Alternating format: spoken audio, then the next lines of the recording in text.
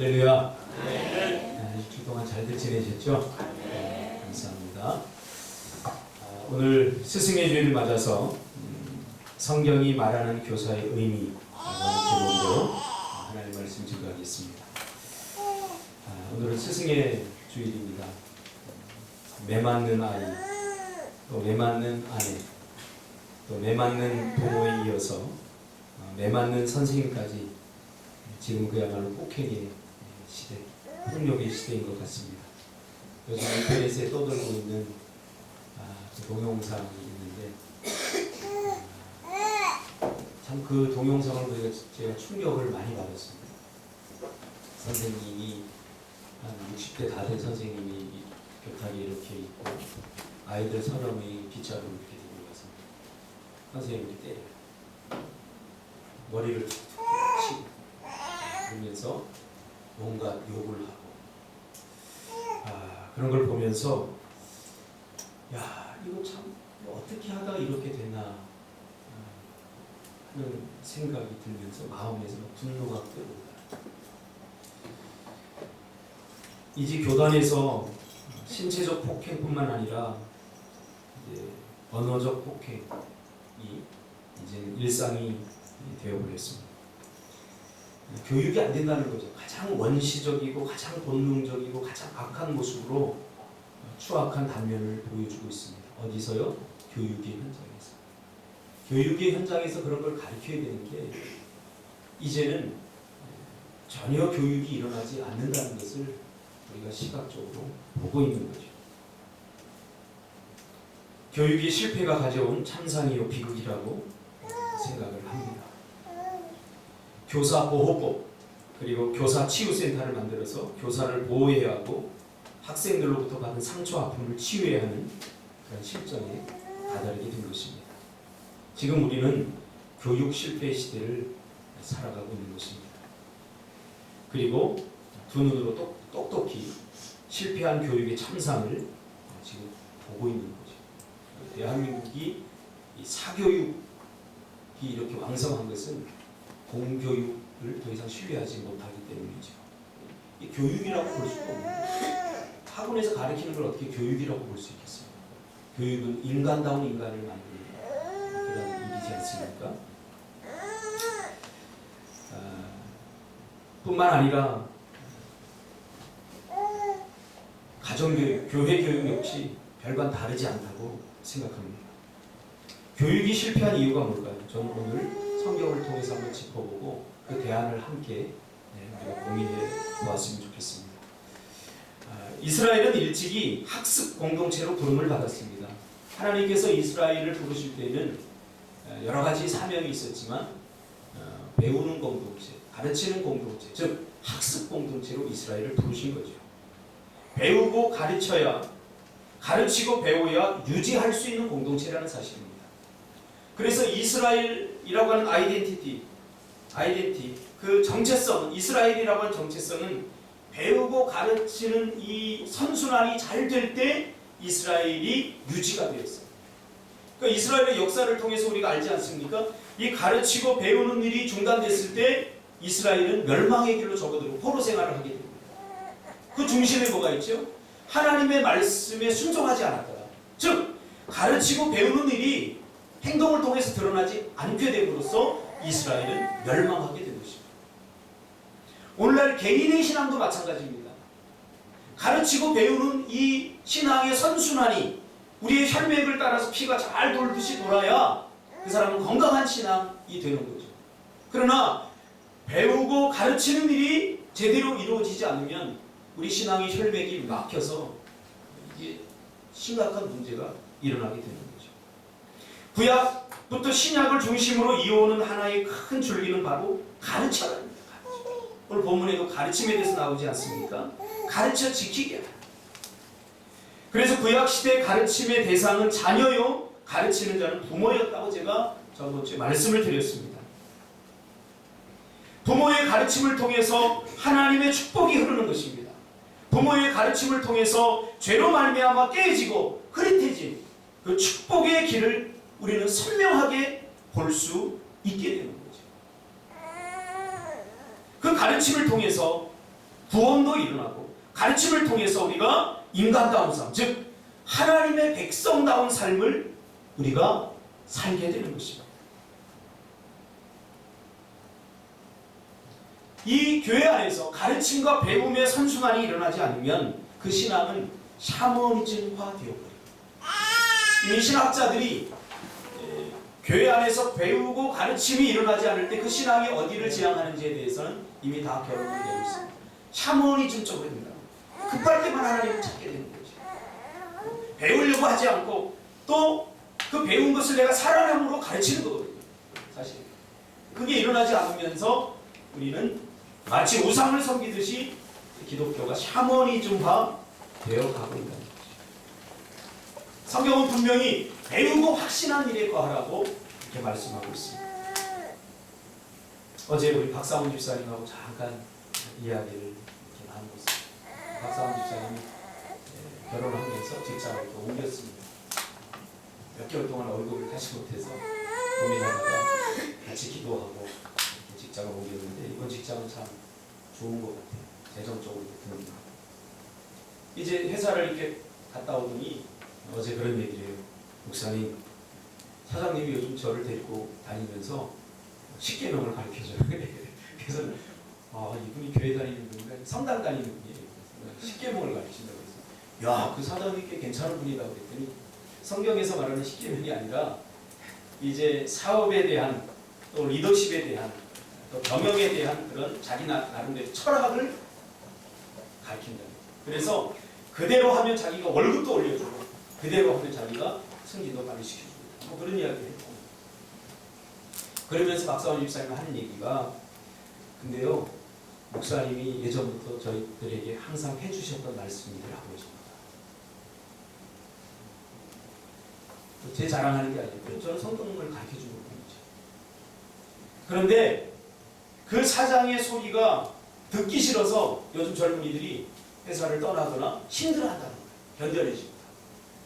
여러분 사회생활 해보니까 그렇지 않습니까? 일이 힘든 게 절대 아닙니다. 관계가 힘든 거죠. 관계.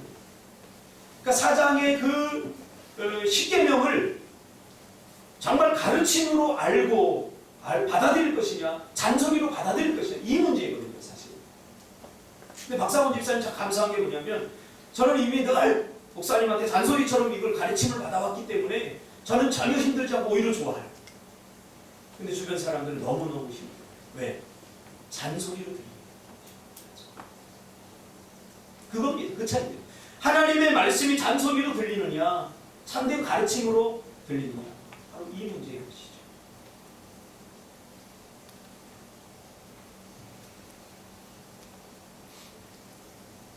그래서 가르침과 배움이 일어나지 않으면 우리는 하나님의 백성이 될 수 없습니다. 우리는 지적인 존재이기 때문에 구원에 이르는 길도 역시 가르침을 통해서 하나님의 말씀이라고 하는 가르침을 통해서 우리가 구원을 수납하게 되는 거예요. 가만히 있는데 구원이 일어나지 않지 않습니까? 하나님이 우리에게 준 지정의를 하나님이 자극시켜서 죄로 말미암아 타락해버렸던 파괴되었던 이 지정의를 깨우침으로써 선명했던 것들이 명확하게 다가오지 않습니까? 그래서 배워야 돼요. 배우지 않으면 하나님의 백성답게 살 수 없게 되므로 짐승 같은 삶의 수준을 벗어날 수 없는 거죠. 본능적이고 욕망적이 되어버립니다. 몸이 원하는 대로, 생각이 원하는 대로. 우리는 역사 속에서 이미 1차 대전과 2차 대전을 겪으면서 또 냉전 시대를 겪으면서 인간이 타락하면 짐승보다 못한 지경에 이르게 된다는 것을 뼈저리게 겪었습니다. 예수님은 이 땅에 교사로 오셨습니다.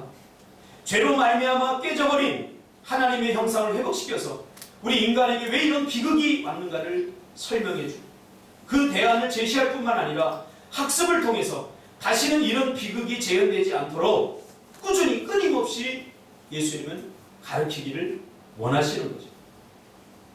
그래서 결국 구원도 교육학적 측면에서 보면 가르침과 배움을 통해서 일어난다는 사실입니다. 그러면 예수님의 가르침의 핵심은 무엇일까요? 교육의 내용이 있어야 되지 않습니까? 그 교육의 내용은 바로 복음입니다. 인간이 죄로 말미암아 타락하니까 결국 가장 포악하고 가장 악랄하고 가장 냉정하게 변해버린 것입니다. 그러므로 기독교 교육의 핵심은 바로 복음을 전하는 거죠. 왜 자녀가 부모를 칼로 찔러 죽이고 왜 비인간적인 일들이 이 땅에 일어나는 게 말이죠. 죄인이라고 하는 그 범죄, 죄가 얼마나 악랄한지 우리는 그것을 잘 알지 못하기 때문입니다. 그래서 내가 경험하고 가지지 못한 것을 절대로 가르칠 수 없다는 거예요. 이것이 세상 교육의 허무함입니다. 세상 교육은 아무리 교육을 해도 우리 인간이 본질적으로 죄인이라는 사실을 강조하지 않습니다. 그래서 어떤 결과를 만들어냅니까? 우리 18세기 계몽주의를 보면 알 수 있어요. 왜 인간에게 전쟁이 일어나고 왜 인간이 인간을 향해서 서로 칼부림을 하고 왜 폭력이 일어나고 왜 인간이 인간 때문에 고통스러워하는가? 이 문제를 18세기 계몽주의 학자들은 어떻게 봤냐면 배우지 못해서 그렇다. 무식해서 그렇다. 무지해서 그렇다. 그래서 끊임없이 이때부터 계몽 일깨우기 시작했어요. 글도 가르쳐주고 또 사람답게 사는 법에 대해서 윤리와 도덕을 가르쳤어요. 그러면 이 계몽주의가 성공해야 되잖아요. 배우지 못했기 때문에. 그런데 어떤 일이 일어났습니까? 더 사악한 일들이 많이 일어났습니다. 배우고 나니까 오히려 거짓말도 옛날에 본능적으로 하던 거짓말들이 이제는 사람들을 완전히 속일 정도로 그렇게 가장 사악하고 가장 포악하고 더 치밀한 살인자를 만들어내고 더 수준 높은 사기꾼을 만들어내고 더 사악한 범죄자를 만들어내고 더 뻔뻔한 사람들을 만들어냈다. 왜? 인간이 죄인이라는 사실을 잊었기 때문이죠.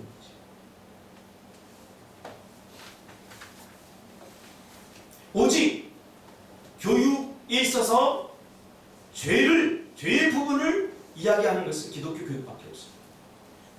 여기에 희망이 있다는 사실. 아무리 가르쳐보세요. 아무리 수준 높은 교육을 해보세요. 그러면 그 배운 걸 가지고 어떻게 합니까? 예전에는 그래 한 사람 찔러 죽였는데 이제는 신경가스를 만들어서 수천만 명의 사람들을 죽여요. 이렇게 된다는 거죠. 그래서 우리 인간에게 죄의 문제가 해결되지 않으면 진정한 교육은 일어나지 않는다는 거예요. 오늘날 정말 못 배운 사람들은요, 그래 한두 사람에게 피해를 입히고 끝나지만 정말 많이 배운 사람들은 얼마나 그 수준 높은 교육을 가지고 다른 사람들을 고통스럽게 합니다. 그렇죠? 이것이 세상 교육의 실체입니다. 그러므로 기독교 교육의 핵심, 우리 교육의 희망은 복음에 걸어있다. 인간이 죄로 말미암아 타락하니까 가장 포악하고 악랄하게 됐다는 거죠. 그래서 오늘 본문에 보니까 복음을 받아들이는 자들에게 아버지와 아들과 성령의 이름으로 세례를 주라 하고 말하고 있습니다. 세례라고 하는 것은 죄를 씻음받다라는 말이죠. 그러니까 세례를 교육학적 측면에서 보면, 기독교 교육학적 측면에서 보면 교육에 그 자격이 주어지는 거예요. 세례를 받음으로 하나님의 백성이 되었다는 것을 우리가 공부하지 않습니까? 죄 씻음을 받는 거예요. 그러니까 이제 비로소 교육이 이루어진다. 죄를 씻음 받는 사람. 죄를 씻음 받지 못하면 아무리 교육해도 더 사악한 도둑놈이 되고 더 사악한 살인자가 되기 때문에 기독교의 핵심은 죄 씻음 받으면서부터 시작됩니다. 세례가 그런 의미에서 중요한 거죠. 그래서 죄를 씻음 받음으로 구원에 이른 것을 보여주는 상징적 행위가 바로 세례입니다. 그러니까 우리는 세례를 통해서 하나님의 백성, 즉 오늘 본문에 보니까 제자가 되는 것입니다. 교육학적 측면으로 보면 이제 비로소 우리가 배울 수 있는 자격이 주는 학생이 되는 것입니다. 교육의 가장 중요한 부분이 무엇입니까? 교육의 대상을 파악하는 것입니다. 교육받아야 될 대상자가 누군가 하는 것을 파악하는 것이 교육에서 가장 중요합니다. 송혜신 목사님 교육학 전공하지 않았습니까? 그렇죠? 교육학에서 가장 중요한 게 뭐예요? 대상을 파악하는 거예요. 내가 가르쳐야 되는 사람이 몇 살인가? 7세인가 8세인가? 청소년인가? 그래서 다 구분하는 거예요. 대상이 누구입니까? 기독교에서는, 성경에서는 교육받아야 할 대상들이 바로 세례를 받은, 죄 씻음을 받은 사람들이라는 거죠. 그래서 죄의 문제가 해결되지 않으면 무엇을 가르치고 무엇을 교육한들 오히려 부정적인 결과를 만들어 낸다는 것이죠. 누군가의 것을 빼앗고 누군가를 눌러 이기려고 하고, 그렇죠? 죄의 문제를 해결하지 않고 교육이 일어나지 않습니다. 그래서 주님은 오늘 우리에게 이것을 가르쳐 준 것입니다. 세례를 주고 내가 너희에게 분부한 모든 것을 가르쳐 지키게 하라. 내가 너희에게 분부한 모든 것이라고 하는 것은 바로 복음입니다. 가르쳐 지키게 하라. 이것이 바로 우리의 사명입니다. 세상 교육이 약간 실패하는 게 뭐냐면 가르치는 데까지는 하는데 가르쳐 지키게 하는 것은 약하다는 거예요. 그러니까 성경은 아주 정확하게 짚어주고 있어요. 단순히 가르치고 나는 가르쳤으니 그 다음은 너의 몫이다. 내가 알아서 하라. 그러면서 책임감을 배운 자에게 떠넘기는 것이 바로 세상 교육입니다. 그렇지 않습니까? 나는 이미 가르치고 다 가르쳤으니까 니네들이 알아서 해. 가르치고 끝나는 거예요. 그러나 성경은 교육은 가르쳐 지키게 하는 것까지가 중요하다는 거예요. 가르친 것을 삶에서 살아내는 것까지 교육이라는 거예요. 거기까지 이 가르치는 자의 몫이다라고 말하는 거죠. 우리는 이것을 엘리와 그 두 아들 홈리와 비느하스의 경우를 통해서 교훈받았습니다. 죄는 홈리와 비느하스가 지었지만 그들의 그와 같은 행위에 대해서 가르쳤던 엘리는 자유할 수 없게 되었죠. 그래서 엘리는 어떻게 됐습니까? 의자에 앉아 있다가 목이 부러져 죽었습니다. 이것은 더욱 책임감을 강조하는 것입니다. 그래서 야고보서 3장 1절에 그 행위와 책임을 강조했던 야고보 기자는 내 형제들아 너희는 선생된 우리가 더 큰 심판을 받을 줄 알고 선생이 되지 말라 라고 말합니다. 그러니까 이것을 문자적으로 그대로 받아들이는 사람, 약간 이제 성경을 단순하고 무식하게 받아들이는 사람은 야, 선생이 되면 안 되겠구나 그러면서 교사 안 하려고 그래. 왜? 내가 굳이 선생에 대해서 더 큰 심판을 받을 이유가 없잖아. 이런 생각을 하는 것도 가르침과 배움이 일어나지 않기 때문에 이런 생각을 하게 되는 거죠. 그러니까 더 큰 심판이라고 하는 것은 긍정과 부정을 함께 내포하고 있는 말입니다. 즉 대통령이 자기의 직분의 책임감을 가지고 잘 해내면 그 영광은 2배, 3배로 더 크게 되는 거죠. 그러나 못하면 그만큼 질타도 더 받게 되는 거죠. 결국 이것은 더 크고 더 작은 문제가 아니라 책임감의 문제인 거죠. 달란트 비유에서 그것을 보여주고 있어요. 달란트 비유에서 5달란트, 2달란트, 1달란트 받은 자가 각각 다른 것이 아닙니다. 그것은 자기에게 맞게 하나님께서 주신 책임감입니다. 그런데 5달란트 받은 자가 왜 나는 이렇게 더 큰 책임을 주어서 나를 이렇게 부담스럽게 만들어? 그러면서 나한테 1달란트만 주세요. 그러지 않았다는 거예요. 중요한 것은 똑같이 5달란트, 2달란트, 1달란트 받은 사람들이 똑같이 헤아림을 받았다는 거예요. 뭘 의미하냐면 이제 나중에 결론이 나오겠지만 하나님의 백성은 교사로 부름을 다 받았다는 거예요. 누구나. 교사로 따로 임명해서 교사가 아니라 이미 구원받은 하나님의 백성은 교사로 부름을 받았다는 거예요. 오늘 이 본문이 그것을 말해주고 있어요. 그러므로 너희는 가서, 너희는 누구예요? 이미 구원받은 백성이에요. 이미 구원받은 백성에게 모든 교사권이 다 주어졌다는, 가르쳐야 되는, 그리고 가르쳐 지켜야 되는 그 모든 책임이 누구에게 있는 거예요? 이미 구원받은 우리에게 있다. 이 교사 파송 아닙니까?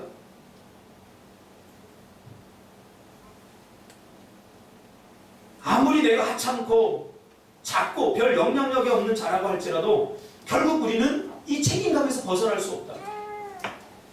교사라고 임명을 받아서 가르친 자만, 즉 다시 말하면 5달란트 받은 자만 헤아림을 받은 것이 아니라 1달란트 받은 자도 다 헤아림을 받는다. 그래서 가르치는 자는 가르친 대로 행하고 그렇게 살 수 있게 하라는 말이 바로 지키게 하라, 그 말입니다. 계속 가르쳐야 됩니다. 언제까지? 될 때까지. 훈련시키고 반복하고 재생하고 은혜를 기억하게. 은혜를 기억하게. 하나님의 백성에게 죄가 주는 은혜가 있어요. 죄가 주는 은혜. 하나님이 주는 은혜가 아니라 죄가 주는 은혜가 있는데 그게 뭐냐면 망각. 죄는 우리에게 망각을 일으킵니다. 자주 잊어버려요. 엊그제 꿈이 있는 교회 김성찬 목사님 교회에 갔다 왔는데 김성찬 목사님이 자기는 한 설교 또 하고 한 설교 또 하고 또 안 해요. 될 때까지 하는 거예요. 자꾸 깨우쳐줍니다. 그리고 기도 응답 받았는데 감사헌금 안 하면 너 왜 감사헌금 안 하냐고 감사헌금 받아주죠. 왜 그렇게 하냐 부담스럽게 했더니 망각 때문에. 응답을 받고도 가만히 있으면 이게 그냥 자연스럽게 잊혀진다. 목사의 역할이 뭐냐? 망각을 일깨워주는 거. 그래서 자꾸 이야기해. 야, 제가 은혜 받았어. 제 삶을 보니까 그래요, 제 삶. 이게 하나님이 은혜를 주시고 기도 응답을 주시고 너무나 큰 은혜들을 주시는데 우리는 너무나 자주 잊어요. 근데 이것이 교육을 통해서 일어나는 거예요. 자꾸 망각을 깨우는 일들이 언제 일어납니까? 말씀을 가르치고 배울 때 일어난다는 사실. 하나님의 백성으로 부름받은 모든 사람들은 결국 누군가의 가르치는 자로 부름을 받았다는 것을 절대로 잊어서는 안 됩니다. 그리고 예수님은 이제 자신의 사명을 다하고 하늘 보좌 우편에 올라가시면서 자신의 제자들인 이미 구원받은 하나님의 백성들에게 자신이 지금까지 했던 사명을 위임하면서 오늘 본문에 말씀하신 것입니다. 그러므로 너희는 가서 너희는 구원받은 모든 사람들을 말합니다. 그러니까 구원받은 우리 모두는 바로 누군가를 가르치는 자가 이미 되어버린 것입니다. 우리가 가르쳐야 될 자가 누굽니까? 모든 민족입니다. 모든 민족을 제자 삼으라고 했습니다. 예수님이 12제자를 제자 삼듯이 이제는 너희들도 나와 같이 내가 한 것처럼 제자를 삼되 그 범위는 모든 민족을 제자 삼으라고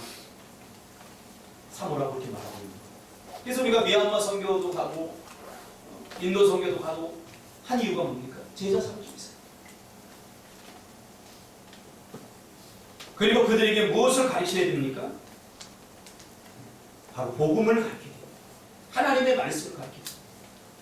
그 다음은 내가 너에게 분부한 모든 것을 가르쳐 지키게 하라. 가르치는 일들은 많이 일어나는데 지키게 하는 일들에 대해서 우리가 조금 신경을 많이 쓰지 않는 것.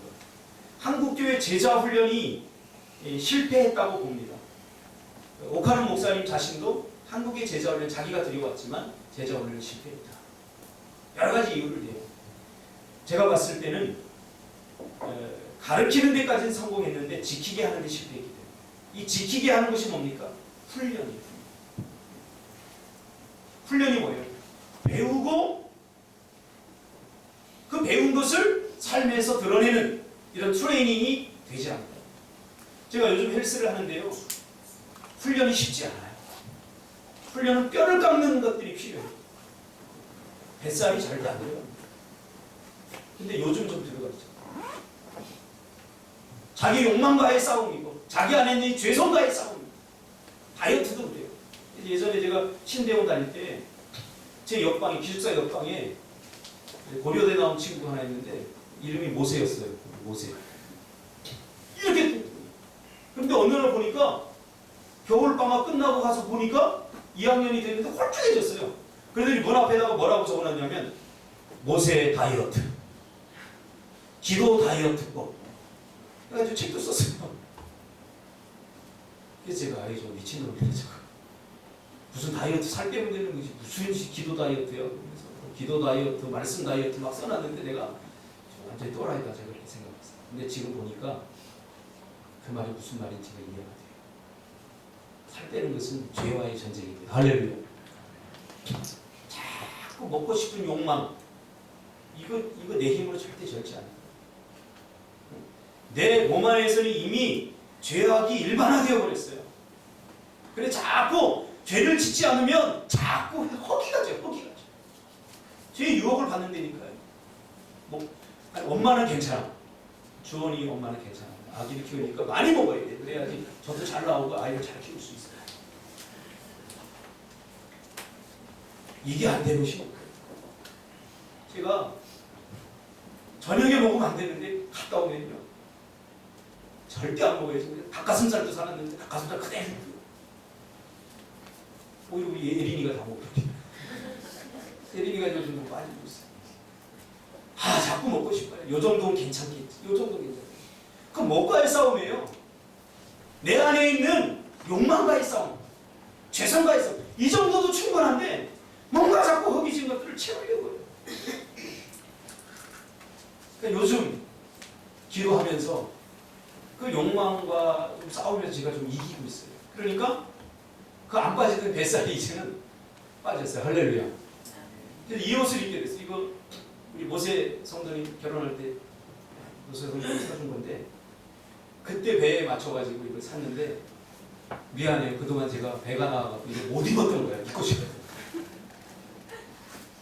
이거 내 몸에 딱 맞게 전 그때 맞췄잖아요. 딱 제가 수제로 맞췄는데 기성품 같으면 뭐 이렇게 하는데 이거는 딱 맞춘 거라 배가 나오니까 이게 도대체 숨을 못 쉬는 거야. 숨을. 그래서 오늘 아침에 제가 일어나서 늘 하는 일이 킬로그램 재는 거거든요. 딱 쟀더니 아 할렐루야. 그래서 아 입어도 되겠다. 딱 꺼내서 입으니까 진짜로 이만큼이 나와요.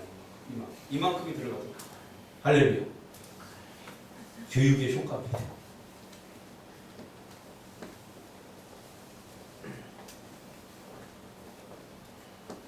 그러니까 이미 예수님의 제자인 사람은 가르치면서 그리고 배우는 사람이라는 거죠. 가르치기만 해서는 안 됩니다. 재교육이 계속 일어나요. 보통 신앙생활 한 10년, 20년 하다 보면 이 배우려고 잘 하지 않습니다. 왜? 다 안다고 생각하기 때문에. 이게 엄청난 교육입니다. 평생 교육해요. 가르치고 배우는 일들이 계속 일어나요. 그래서 저희 목사님들도 재교육을 합니다. 그래서 목회 한 10년 하고 한 15년 하고 하면 총신대 신대원 가서 다시 목회학 박사 혹은 석사 과정을 다시 합니다. 뭐 학위 따려고 하는 게 아니라 재교육을 하기 위해서. 저도 지금 내년이나 후년에 하려고 지금 신청을 해놨습니다. 주님께서 우리에게 분부한 모든 것이 뭡니까? 그것은 제자들에게 이미 예수님께서 가르쳐준 그 말씀이라는 사실입니다. 그러면 우리가 교육을 하는데 어떻게 가르쳐야 되는가? 첫째로 사랑으로 가르쳐야 됩니다. 예수님이 복음을 가르치는데 어떻게 가르치냐면 사랑으로 가르쳤어요. 사랑. 이것은 가르치는 자가 어떤 자세와 태도를 가지고 가르쳐야 되는지를 보여주는 것입니다. 성경은 교육은 사랑이라고 말하고 있습니다. 교육은 뭐라고요? 교육은 사랑입니다. 사랑이 없으면 오히려 분노를 만듭니다. 요즘 학생들이 선생님을 때리는 것 못지않게 선생님도 학생들 많이 때려요. 때리고 안 때리고의 문제가 아니라 저는 사랑이 있느냐 없느냐 그 문제라고 저는 봅니다. 저도 학교 다닐 때 많이 맞았어요. 정말 저 말 잘 안 듣게 생겼잖아요. 정말 말 잘 안 듣겠어요. 많이 맞았어요. 그러나 하나도 문제되지 않았어요. 저는 마대자루가 이렇게 부러질 정도로 맞은 적도 있어요. 그런데도 그것이 전혀 문제가 되지 않았어요. 왜? 그 선생님의 사랑을 내가 느꼈기 때문에.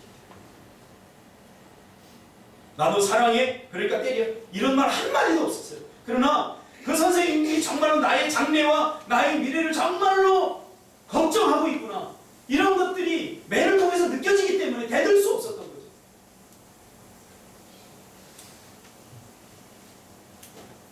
사랑이 없는 교육은 내면화를 만들어냅니다. 영혼이 없는 로봇을 만들어냅니다. 우리는 하나님의 형상을 따라 지음을 받은 지성과 정서와 의지를 가진 사람입니다. 이 모든 부분을 골고루 터치받아야 진정한 교육이 일어납니다. 그런데 이것을 가능하게 하는 것이 뭔지 아십니까? 지정의가 동시에 만족을 느끼고 동시에 감동을 느끼는 것은 바로 사랑입니다. 사랑을 느낄 때 이 모든 것들이 다 활성화됩니다. 내가 사랑받고 있구나를 깨닫고 느끼면 그 순간 가장 강력한 배움과 학습, 즉 교육이 일어난다고 하는 거죠. 그래서 선생님들은 예수님처럼 사랑의 마음을 가지고 가르쳐요. 저도 저기 뒤에 있는 배세경 집사님, 제가 맞은 건 못지않게 저도 때려봤어요. 미안해 배세경 집사님. 맞았는데 아마 사랑을 느꼈던 것 같아요. 맞은 사람 중에 유일하게 남아있는 제자가 배세경 집사님. 아마 진심일 수도 있을지 몰라요. 오늘 아침에 제가 교회에 이렇게 나오는데 태안 집사님 설교를 제가 매주 들으면서 참 은혜를 많이 받아요. 별로 대수롭지 않은 설교인데도 이 가슴을 뚫고 들어와요. 그래서 이 설교 준비를 정말로 기도하면서 묵상을 참 많이 하는구나. 그게 느껴져요. 묵상 많이 하나? 한다고 해야 돼. 묵상 많이 하나? 엄청 많이 하지. 마음으로 막 느껴져요. 오늘은 스승의 주일을 맞아서 무슨 얘기를 하냐면 자신이 과거에 저하고 처음 만났던 그 이야기를 하는 거예요. 예천 그 총구석에 우리 집사람이 예천 친구들 촌놈이라고 제가 그러지 말라고 혼내거든요. 총구석에 정말 방 안에 학교 갔다 와서 컴퓨터밖에 할 수 없는 그런 어떤 인프라밖에 없는데 목사님이 오셔서 캠프도 데리고 다니고 부페집도 데리고 가고 같이 놀아도 주고 그런 데서 이제 사랑을 느꼈다. 그런 내용의 설교를 하면서 본인도 너희들을 그렇게 사랑하려고 애쓰고 힘쓴다. 이렇게 설교를 하는데 사랑이 막 느껴져요. 정말로. 우리 아이들이 김태한 집사님 보고 야 아저씨 막 이래도 옛날 같으면 분노할 텐데 안 그래요. 사랑, 학습은 이런 사랑을 통해서 온전케 되어진다는 겁니다. 죄는 학습을 파괴합니다. 무슨 말이냐면 죄를 짓고 나면 잘 배우고 싶지 않은 마음이 생겨요. 거부감, 거절감이 생겨요. 그러니까 죄는 배움을 포기합니다. 그러나 그것을 가능하게 하는 것이 사랑으로 되어집니다. 우리 인간이 죄를 짓고 나타나는 첫 번째 현상이 뭡니까? 하나님을 떠나고 피하고 도망가고 거부했어요. 하나님을 거부했어요. 도망다니니까 어떻게 해요? 하나님도 이루시기로 하고 매를 때린 게 아니라 예수님, 가장 사랑하는 자기 아들 독생자 예수 그리스도를 이 땅에 보내셨어요. 사랑밖에 대안이 없기 때문이죠. 병원이 말 안 들으면 어떻게 해요? 때려도 갔죠? 안 변하죠? 집사님의 오래 참음의 사랑이 병원을 변화시킨 거예요. 오래 참음의 사랑. 사랑은 다양하게 표현되지 않습니까? 그 사랑을 받으면 배우려고 합니다. 제자들이 언제 예수님의 말이 귀에 들어온 줄 아세요? 예수님이 십자가에 죽을 때까지도 몰랐어요. 죽고 나서 그 예수님의 사랑을 베드로가 느낀 거죠. 깨달은 거죠. 부활한 이후에 다시 베드로를 찾아갔어요. 베드로는 배신했기 때문에 너무 미안한 마음으로 가서 고기나 잡아야 되겠다. 그리고 삶의 현장으로 돌아가서 있는데 그 배신한 베드로를 복수하려고 찾아갔어요? 아니에요. 그 말도 안 되는 사명을 그 베드로에게 주면서 내가 여전히 너를 사랑한다. 그러면서 양을 맡기는 그 하나님 예수님의 사랑에 그의 마음이 확 열려지면서 그때부터 예수님의 가르쳐준 말씀들이 깨달아지기 시작한 거예요. 배움이 그때부터 일어나기 시작한 거예요. 여러분 무엇을 배워야 됩니까? 사랑을 배워야 됩니다. 할렐루야. 제가 예전에 차 전도사를 할 때 아직도 잊혀지지 않는 선생님이 있어요. 이 선생님은 초등학교밖에 못 나왔어요. 그런데 교사를 시켜주니까 자기 평생에 교사가 된 거에 너무 감동을 하는 거예요. 남자 우리 집사람 잘 알아요. 그래서 좀 배운 사람들은 주일학교 뭐 대충 늦게 오고 뭐 힘든 날은 안 나오고 그런데 이분은 1시간 전에 나오고 공각 공부를 얼마나 열심히 준비하냐면 이런 융을 만들어 가지고 그림도 붙여버리고 또 끝나고 나면 아이들 한 사람 한 사람 붙잡고 눈물을 흘리면서 막 기도해줘. 저만 본 게 아니기 때문에 집사람도 알기 때문에 제가 이렇게 사랑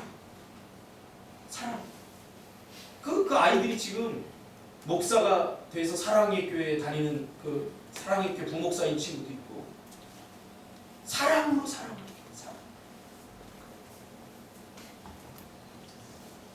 사랑하면 변화가 돼요. 교사는 자기 능력으로 하는 게 아닙니다. 가장 중요한 건 예수님처럼 사랑을 해야 돼요. 두 번째로 섬기는 마음으로 해야 됩니다. 교육은 섬김에서 시작됩니다. 예수님도 이 땅에 섬기러 오셨다고 죽기까지 섬기러 오셨다고 말하고 있습니다. 직업으로서가 아니라 사명으로서의 섬김입니다. 왜 한국교회 교권이 무너졌을까? 제가 곰곰이 나름대로 이렇게 분석을 해보니까 그런 것 같아요. 교사라고 하는 것이 사명에서 언제부턴가 직업화가 되어버렸어요. 왜냐하면 좀 안정적 직업이다. 이렇게 되면서 물론 우리 교회 뭐 교사 선생님도 있지만 뭐 선생님 들으라고 하는 얘기는 아니니까 제가 나름대로 분석하기 그래요. 예전에 선생님들은 박봉이었어요. 그래서 저희가 시골에서도 남편이 교사하면 아내들이 논에 가서 일하고 밭에 가서 일하고 그랬어요. 예전 선생님. 왜? 교사 얼굴만으로 살아가기가 힘드니까. 근데 어느 순간부터 이게 이제 박봉에서 벗어나서 좀 괜찮은 직업화가 되면서 많은 사람들이 사명으로서 몰려드는 게 아니라 직업으로서 몰려들면서 첫째 되지 않는 게 섬김이 잘 되지 않는 것 같아요. 제가 중학교 때도 제가 가출한 적이 있는데 요즘 가출하면 그래 학교 안 나오는 것보다 그리고 그거를 생각하지 또 쫓아다니는 선생님들 없어요. 제가 중학교 때 저도 가출 한번 해봤는데 쫓아왔거든요. 제가 산에 숨어 있어요. 산에 톡을 파고 이틀 동안 숨어 있었는데 친구의 배신으로 그 톡을까지 찾아서 깜짝 놀랐어요. 시골에는 소치를 가는 아이들이 심심하니까 토굴을 파고 거기서 이렇게 쉬고 자고 그러거든요. 저도 거기 가서 숨었는데 찾아와가지고 뒤지게 맞고 그러면서도 행복했어요. 관심을 가지고. 제가 고등학교 때 몽산고등학교 가서 일주일을 결석해봤어요. 일주일을 결석했는데 집에 전화 한 통이 아니더라. 그래서 일주일 만에 야 이런 학교 내가 다녀야 되나 그리고 있는데 어머니가 사정사정해서 어머니 손잡고 학교를 갔더니 선생님이 쳐다보지도 않고 또 왜 왔어? 그러더라고요. 그 말에 정이 딱 떨어져서 지금까지도 정이 떨어져요. 그 선생님. 동산고등학교 교장선생님하고 있더라고요. 칼국수집에서 한번 만났는데 분노가 옛날 분노가 확 끌어오르는 거예요. 제가 간신히 참았다니까. 사명으로서가 아니라 직업화가 되면서 그런 거예요. 여러분, 섬기는 마음이 없이는 쉽니다. 제가 청소년 사업을 하면서 그거 하나만은 제가 가지고 있었던 거예요. 섬기려고 하는 마음. 우리 아이들 불쌍하잖아요. 공부만 하고. 공부가 인생의 모든 걸 결펴짓는 것도 아닌데 어른들이 거짓말에 속아나는 거죠. 공부해야 된다. 근데 공부만 열심히 죽도록 했는데 막상 공부해서 미래가 주어지지 않고 지금 이 시대가 88세대가 지금 우리 청년들 이 시대가 지금 가장 불쌍한 세대 아닙니까? 우리 세대는 그래도 열심히만 하면 직업이 주어지는데 지금 열심히 해서 대학 공부 그렇게 돈 많이 들여서 했는데 직업을 가질 수 없어요.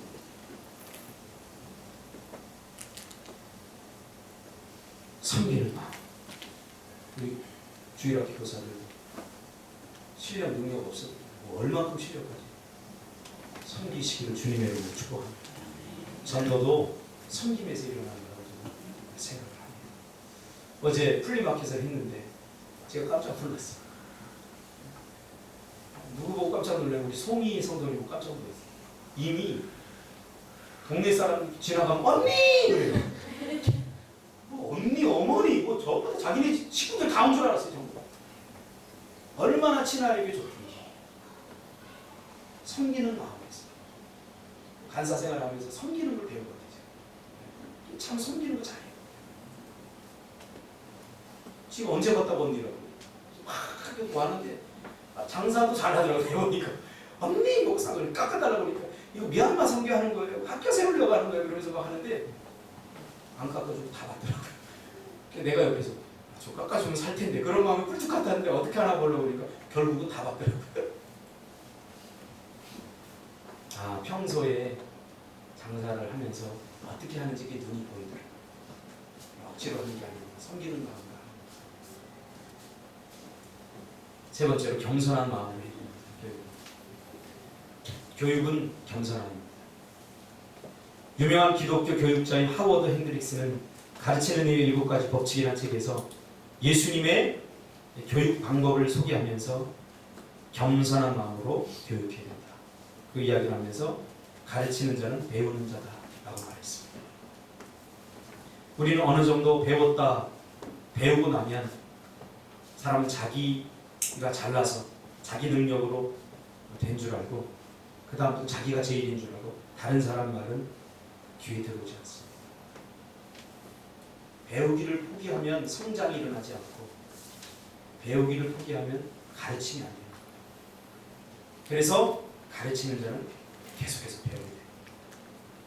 저도 일주일에 보통 한 3번 이상의 책을 읽습니다. 그냥 이거 읽지 않아도 지금까지 배운 것만으로 충분히 할 수 있어요.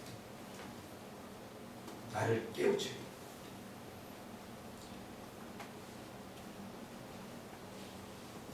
특히 우리 성도님들도 조심해야 될 게 있는데 자꾸 배우면서 성경 말씀도 읽으면서 제가 가만히 보니까 누가 은혜를 받나 보니까 성경 말씀을 잘 읽는 사람들이 은혜를 받아요. 읽지 않는 사람들은 내가 오늘 한 설교 내일 한 설교 다 똑같이 들릴 거예요. 자기의 렌즈를 거기에 맞춰놓기 때문에 거의 벗어나지 않기 때문에 다 똑같은 말씀을 들려요. 그러나 성경을 계속해서 읽으면서 배우려고 하는 겸손한 마음으로 설교를 듣는 사람은 똑같은 말씀이라도 그렇게 안 돼요. 제가 우리 나눔을 통해서 그것을 확실히 깨닫게 됩니다. 겸손한 마음으로 배우려고 하는 자세를 갖고 가르쳐야 됩니다. 그런 마음으로 가르칠 때 진정한 그 배움이 일어난다. 이것이 바로 예수님께서 우리에게 보여주신 그러한 가르침입니다. 사랑하는 성도 여러분, 하나님께서는 여러분들을 가르치는 자로 부르셨다는 사실 절대로 잊지 않기를 바랍니다. 교사로 임명받지 않더라도 나의 말 하나, 나의 행동 하나가 이미 누군가에게 가르침이 되고 있어요. 누군가가 그것을 보고 따라하고 있어요. 그래서 한 사람이 평생 15,000명에게 영향을 끼친다고 합니다. 그렇다고 한다면 나는 15,000명의 운명을 책임지고 있는 사람이에요. 어떻게 책임지느냐? 긍정적인 책임을 질 수도 있고 부정적인 책임을 질 수도 있어요. 저도 이렇게 예전에 지금도 있는 습관이 있는데 누구한테 배웠냐면 어릴 때 습관. 제가 어머니가 그랬거든요. 우리 동네에 이름이 장구쟁이라고 하는 친구가 있었어요. 나보다 2살이 많은 친구인데 우리 동네에서 못된 짓은 다 혼자서 골라요. 뭐 없어지면 다 이 친구가 갖고 가고. 그래서 우리 어머니가 늘 하던 말이 학교 갔다 오면 학교 가기 전에 학교 갔다 오면 장구쟁이하고 놀지 말아라 그 얘기했어요. 근데 나는 그게 너무 재밌는 거예요. 장구쟁이하고 놀면 다른 모범생들하고 노는 것에서 느낄 수 없는 익사이팅한 뭔가가 있어요. 무릎 꿇고 도망가. 망고라고 그러는데 뭐 2개 뽑아서 하나 주는 게 얼마나 좋아요. 뭐 이득이 생기고 너무 좋은 거예요. 그러니까 나는 몰래 우리 어머니 눈피해서 이 장구쟁이하고 어울린 거예요. 지금 제가 하는 욕의 99%는 장구쟁이한테 다 배운 거예요. 배울 땐 쉬웠는데 이게 끊으려고 하니까 힘들어요. 안 돼요. 지금도 좀 배우고 있어요. 어머니가 왜 장구쟁이하고 놀지 말라고 했는지 이제 알게. 이제 알게. 로버트 풀범이 쓴 내가 배워야 할 모든 것은 유치원에서 배웠다. 제가 한번 읽어드리고 같이 읽어볼게요. 나는 내가 배워야 할 모든 것을 유치원에서 배웠다. 나는 내가 살아가기 위해서 정말 알아야 할 것들과 어떻게 행동하고 어떤 사람이 되어야 할지를 난 유치원에서 배웠다. 지혜란 대학원이라는 최고본이 있는 것이 아니라 유치원의 소꿉놀이 장난감 속에 있었다. 내가 유치원에서 배운 것들은 이런 것들이다. 모든 것을 나눠 써라. 정정당당하게 행동하고 놀아라. 다른 사람을 때리지 말라. 물건은 사용한 다음에는 네가 처음 가져온 곳에 도로 갖다 놓아라. 내가 어지럽힌 것은 네가 치워라. 내 것이 아닌 것은 만지지 말라. 남에게 상처를 줬거든 미안하다고 말해라. 먹기 전에는 손을 씻어라. 화장실에서 변기물을 내려라. 따뜻한 과자와 찬우유는 내 몸에 좋다. 균형 잡힌 삶을 살아라. 매일매일 뭔가를 배우고 뭔가 생각하고 그림을 그리고 노래를 부르고 춤을 추고 놀고 일하는 것을 빠뜨리지 마라. 매일 오후엔 조금씩 눈을 붙여라. 집 밖에 나가거든 차조심을 하고 서로 손을 잡고 함께 다녀라. 새로운 것을 눈여겨보아라. 플라스틱 컵 속에 담긴 작은 씨앗을 기억해라. 뿌리가 내리고 싹이 올라오는데 아무도 그 과정이 왜 어떻게 이루어지는지 모른다. 그러나 우리 모두도 그 씨앗과 같아. 금붕어도 흰쥐도 그리고 플라스틱 컵 속의 작은 씨앗도 언젠가는 모두 죽는다. 우리도 그럴 것이다. 그리고 내가 처음 배운 단어, 내 생의 가장 큰 단어를 기억해라. 그것은 보라는 단어다. 내가 알아야 할 모든 것들은 사방에 널려 있다. 만약 세상 모든 사람들이 오후 3시쯤 되어 과자와 우유를 조금 먹고 담요를 덮고 눈을 좀 붙일 수 있다면 세상은 훨씬 나은 곳이 될 텐데 세상 모든 사람들이 나라들이 뭐든지 찾으면 제 주인에게 돌려주고 자신이 어지럽힌 것들을 자신이 치우게 한다면 세상은 정말 좋아질 텐데 그리고 아무리 나이가 들어도 세상에 나갈 때는 서로 손을 잡고 함께 뭉치는 것이 훨씬 좋은 법이다. 제가 이 책을 여러 번 읽고 내린 결론이 뭔지 압니까? 우리가 몰라서 못하는 것 아니라는 거예요. 이 로버트 풀범이 강조하는 것도 그래요. 가르쳐 지키게 하라. 아는 것을 하라는 거예요. 반복하라는 거예요. 될 때까지. 안 된다고 좌절할 필요 없습니다. 3일, 작심삼일이란 말을 저는 이렇게 해석합니다. 우리 인간은 약하기 때문에 3일밖에 지킬 힘이 없어요. 아니 어쩌면 하루도 못 지켜요. 그래서 인간은 어쩌면 3일마다 한 번씩 작정해야 되는 존재입니다. 한 번 작정하고 새해에 작정하고 안 지켜진다고 낙심하고 1년 동안 삶을 내팽개쳐 버리지 말고 안 될 때마다 결단해야 됩니다. 안 될 때마다 작심해야 됩니다. 그래서 작심 3일이라는 말을 저는 이렇게 해석합니다. 우리가 하나님의 백성답게 사는 것 힘듭니다. 힘들다고 포기하지 마시고 안 될 때마다 다시 결단하고 하나님 앞에 서서 다시 작심하고 우리가 살아갈 때 그것이 진정한 가르치는 자의 모습이 아닐까 생각합니다. 기도하겠습니다. 걸어가신 아버지 하나님 감사합니다.